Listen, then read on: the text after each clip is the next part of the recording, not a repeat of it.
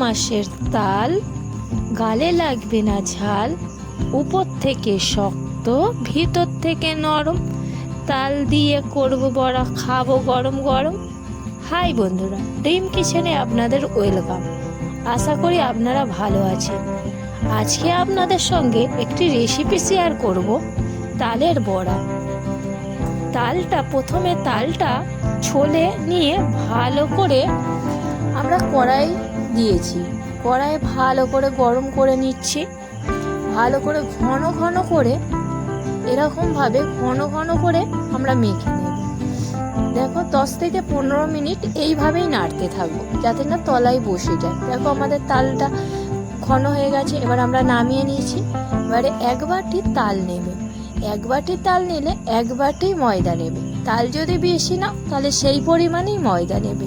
আমরা 1 বাটি ময়দাও নিয়ে নিলাম। ময়দাটা দিয়ে এবারে আমরা হাফ বাটি সুজি দেব। সুজি দিয়ে এবার আমরা ভালো করে ওটাকে মেখে নেব। তাল, ময়দা, সুজিটাকে ভালো করে এরকম ভাবে মাখবে। যেইভাবে মাখছি এইভাবেই মাখবে। মেখে নিয়ে এবারে আমরা চিনি দিচ্ছি। যারা যেরকম চিনি খাবে তারা সেরকমই চিনি দেবে। যেমন সুগার পেশেন্ট রুগীরা রয়েছে, তারা কি তা বলে তাল ফুরুলি খাবে না? তারাও খাবে। তাদের জন্য অল্প সামান্য চিনি দিয়েও করতে পারো। আমরা একটু বেশি চিনি খাই, আমরা একটু বেশি চিনি দিই।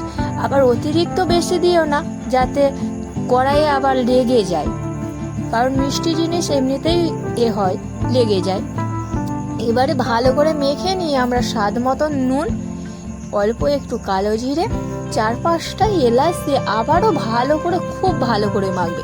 ওই যে সাদা সাদা ময়দা দেখতে পাচ্ছ, ওই ময়দাগুলোও যেন না লেগে থাকে। এলাচটা যদি এলাচ আছে, কালো জিরে আছে, ওগুলো ভালো করে মেখে ভিতরে মানে যেরকমভাবে আর কি আমরা মাখা করি ওরকমভাবেই মাখবে। যে দেখছো এইরকম যে শক্ত শক্তভাবে মেখেছি, এইভাবেই মাখবে।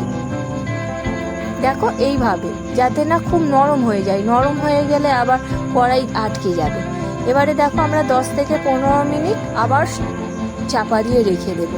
চাপা দিয়ে রাখলে দেখবে জিনিসটা ভালো আরও ফোলে হয়। তারপর তোমার কড়াইটা গরম হতে আমরা 2 বাটি সাদা তেল দিয়ে দিচ্ছি।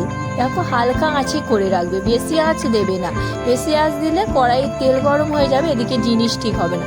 দেখো আমি একটা প্রথমে দিয়ে দেখলাম যে আমার তেলটা ঠিকঠাক হয়েছে কিনা। তেলটা ঠিকঠাক হয়েছে দেখে আমি অল্প অল্প করে দেখো তালটা দিয়ে দিচ্ছি। বেশি আবার দেবে না।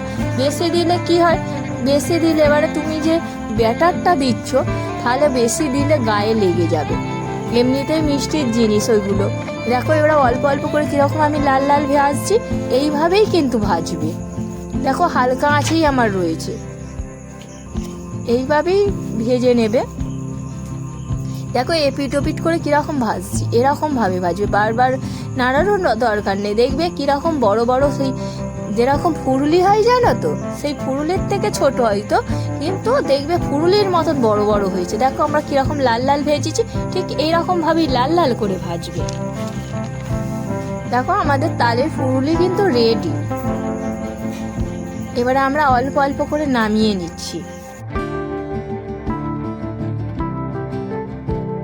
এরকম ভাবে লাল লাল করে অল্প অল্প করে নামিয়ে নেবে।